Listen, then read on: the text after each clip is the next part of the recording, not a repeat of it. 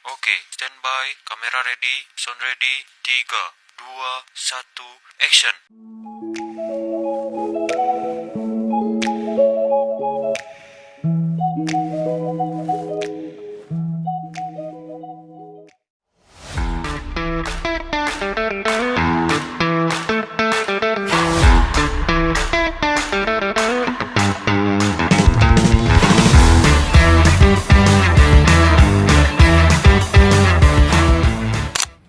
Akuntansi persediaan adalah sebuah proses pencatatan, pengukuran, pelaporan barang yang dimiliki oleh perusahaan untuk dijual atau digunakan dalam proses produksi.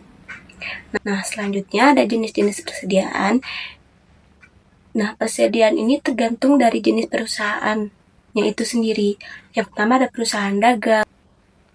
Barang dagang itu barang yang dibeli dan dijual kembali tanpa diolah terlebih dahulu. Akuntansi persediaan yang dianggap perlu disajikan dalam laporan keuangan. Nah, penyataan standar ini tidak mengatur yang pertama persediaan bahan baku dan perlengkapan yang dimiliki oleh proyek swakelola dan dibebankan ke suatu akun kontribusi dengan pengerjaan. Selanjutnya, ada istilah-istilah yang digunakan dalam pernyataan standar akuntansi persediaan ini. Yang pertama yaitu aset.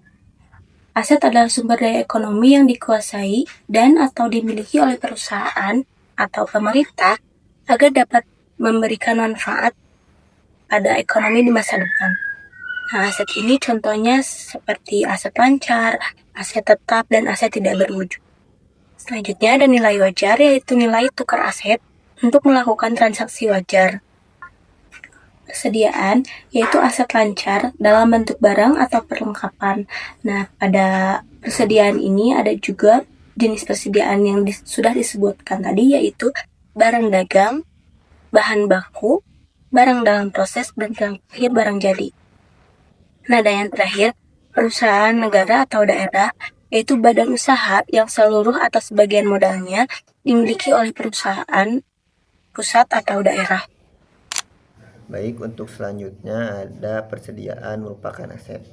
Di sini terdapat ada 4 poin. Yang pertama yaitu barang atau perlengkapan yang digunakan dalam rangka kegiatan operasional pemerintah. Yang kedua yaitu bahan atau perlengkapan yang akan digunakan dalam proses produksi. Yang ketiga ada barang dalam proses produksi yang dimaksudkan untuk dijual atau diserahkan kepada masyarakat. Dan yang terakhir keempat ada barang yang disampaikan untuk dijual atau diserahkan kepada masyarakat dalam rangka kegiatan pemerintahan. Untuk yang pertama yaitu persediaan dalam hal ini mencakup barang-barang atau perlengkapan yang digunakan oleh pemerintah untuk menunjang kegiatan operasional sehari-hari. Contohnya seperti alat tulis kantor, perangkat komputer, bahan bakar kendaraan dinas, dan perlengkapan lainnya yang diperlukan untuk menjalankan tugas pemerintahan.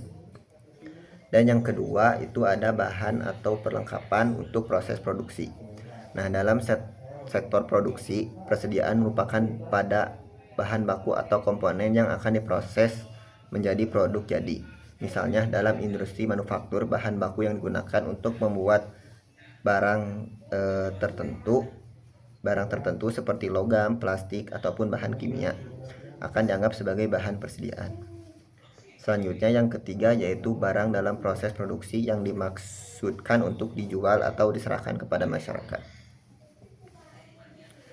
Nah, pada tahap ini persediaan mencakup barang-barang yang telah memasuki tahap produksi tetapi belum selesai atau belum siap dijual. Misalnya di pabrik sepatu, barang yang belum dirakit sepenuhnya atau barang yang masih dalam bentuk setengah jadi akan dicatat sebagai persediaan.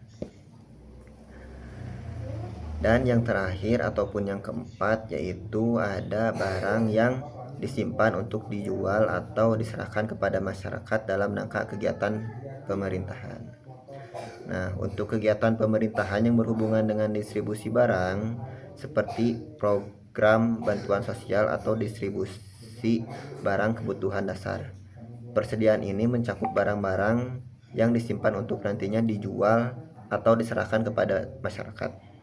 Misalnya, jika pemerintah memiliki cadangan pangan, obat-obatan, ataupun bahan bangunan untuk membantu warga dalam situasi darurat atau bencana alam. Barang-barang tersebut adalah bagian dari persediaan yang dimaksud. Baik, selanjutnya di sini ada komponen dari persediaan dari sektor publik atau pemerintahan. Di sini saya terdapat ada beberapa komponen persediaan. Yang pertama ada barang konsumsi, yang kedua amunisi, ketiga bahan baku untuk pemeliharaan, ketiga suku cadang, keempat persediaan untuk tujuan strategis atau untuk berjaga-jaga, kelima pita cukai atau legas, keenam bahan baku, ketujuh barang dalam proses atau setengah jadi, kedelapan tanah atau bangunan untuk dijual atau disewakan kepada masyarakat, dan yang terakhir yaitu hewan dan tanaman untuk dijual atau diserahkan kepada masyarakat. Selanjutnya ada pengakuan dan pengukuran. Yang pertama kita bahas dulu mengenai pengakuan. Pertama ada pada saat potensi manfaat ekonomi masa depan diperoleh pemerintah dan mempunyai nilai atau biaya yang dapat diukur dengan andal. Artinya jadi pengakuan persediaan terjadi ketika pemerintah memperoleh hak atas suatu barang atau aset yang diyakini akan memberikan manfaat ekonomi di masa depan. Nah, manfaat atau aset yang diyakini yang akan digunakan dalam operasional pemerintahan atau barang yang nantinya akan didistribusikan kepada masyarakat agar persediaan dapat diakui nilai atau biaya barang tersebut harus bisa diukur secara andal. Artinya nilai atau biaya tersebut harus dapat dihitung dengan cara yang dapat dipercaya dan sesuai dengan standar akuntansi yang berlaku. Contoh misalnya pemerintah menerima sumbangan berupa alat kesehatan untuk rumah sakit atau obat-obatan untuk program vaksinasi. Nah, pengakuan atas persediaan ini dilakukan pada saat barang tersebut diterima dan diperkirakan akan memberikan manfaat, misalnya meningkatkan pelayanan kesehatan masyarakat di masa depan. Nah, selanjutnya yang kedua ada pada saat diterima atau hak kepemilikannya dan atau kepengurusannya berpindah. Pengakuan juga terjadi saat barang atau persediaan secara fisik diterima atau saat hak kepemilikannya dan atau penguasaannya berpindah ke pihak pemerintah. Ini seringkali berkaitan dengan barang yang dibeli, disumbangkan atau diterima dalam bentuk lain. Saat barang tersebut diterima dan hak atas barang tersebut sah menjadi milik atau berada di bawah penguasaan pemerintah, maka persediaan tersebut harus diakui dalam laporan keuangan atau administrasi pemerintah. Contohnya, jika pemerintah membeli barang seperti kendaraan dinas atau peralatan teknologi, pengakuan atas persediaan tersebut akan terjadi pada saat barang tersebut diterima dan hak kepemilikannya telah berpindah kepada pemerintah. Itu baru sah bisa diakui sebagai aset dari pemerintah. Selanjutnya mengenai pengukuran. Selanjutnya ada pengukuran. Di sini terdapat 3 poin. Yang pertama yaitu biaya perolehan apabila diperoleh dengan pembelian. Kedua, harga pokok produksi apabila diperoleh dengan memproduksi sendiri. Dan yang ketiga yaitu nilai wajar apabila diperoleh dengan cara lain seperti donasi atau rampasan. Kita bahas dulu yang pertama yaitu biaya perolehan apabila diperoleh dengan pembelian. Jika persediaan ini diperoleh melalui pembelian, maka nilai yang dicatat adalah biaya perolehannya. Biaya perolehan ini mencakup seluruh pengeluaran yang dikeluarkan sampai barang siap digunakan atau disimpan, seperti harga barangnya berapa, biaya angkut atau transportasi, asuransi selama pengiriman, pajak yang tidak dapat dikreditkan, dan biaya lain yang langsung terkait dengan perolehan barang tersebut. Nah, jadi biaya-biaya tersebut disatukan sebagai biaya perolehan barang tersebut. Yang kedua, berdasarkan harga pokok apabila diperoleh dengan memproduksi sendiri. Jadi, jika persediaan diperoleh melalui proses produksi sendiri, maka nilai persediaan diukur berdasarkan harga pokok produksinya. Harga pokok produksi mencakup semua biaya yang terjadi dalam pembuatan, seperti biaya bahan bakunya, biaya tenaga kerja langsung, dan biaya overhead seperti listrik, peralatan, pemilihan mesin. Nah, itu semuanya termasuk ke dalam biaya harga pokok. Dan yang terakhir yaitu ada nilai wajar apabila diperoleh dengan cara lain seperti donasi atau rampasan. Nah, kalau ini jika persediaan diperoleh tanpa melalui pembelian atau produksi sendiri, misalnya melalui hibah, donasi ataupun rampasan, maka pengakuannya dilakukan berdasarkan nilai wajar.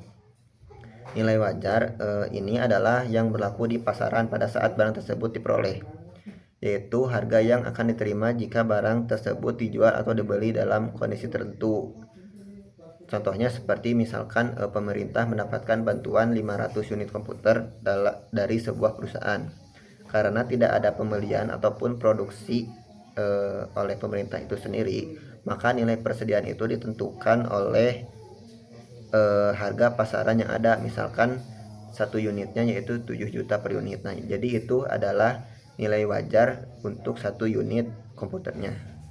Nah, di sini saya akan melanjutkan presentasi dari teman saya, yaitu tentang cara menilai persediaan. Nah, di dalam cara menilai persediaan ini tuh ada dua cara.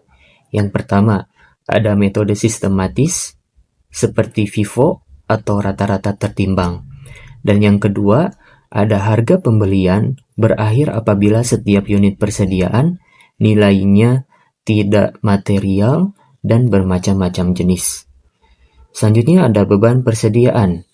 Nah, di dalam beban persediaan dicatat sebesar pemakaian persediaan atau yang disingkat dengan use of goods. Nah, perhitungan beban persediaan dilakukan dalam rangka penyajian laporan operasional. Nah, di dalam beban persediaan juga dicatat secara perpektual dan periodik, sesuai dengan metode pilihan yang digunakan atau dengan metode penilaian yang digunakan. Nah, selanjutnya ada pengungkapan. Nah, di dalam PSAP 05 tentang persediaan ini tuh pengungkapan dibagi menjadi 3. Yang pertama, ada kebijakan akuntansi yang digunakan dalam pengukuran persediaan. Yang kedua, penjelasan lebih lanjut persediaan seperti barang atau perlengkapan yang digunakan dalam masyarakat. Terus ada barang atau perlengkapan yang digunakan dalam proses produksi. Lalu ada barang yang disimpan untuk dijual atau diserahkan kepada masyarakat, dan barang yang masih dalam proses produksi yang dimaksudkan untuk dijual atau diserahkan kepada masyarakat. Lalu yang terakhir ada jenis, jumlah, dan nilai persediaan dalam kondisi rusak atau usang.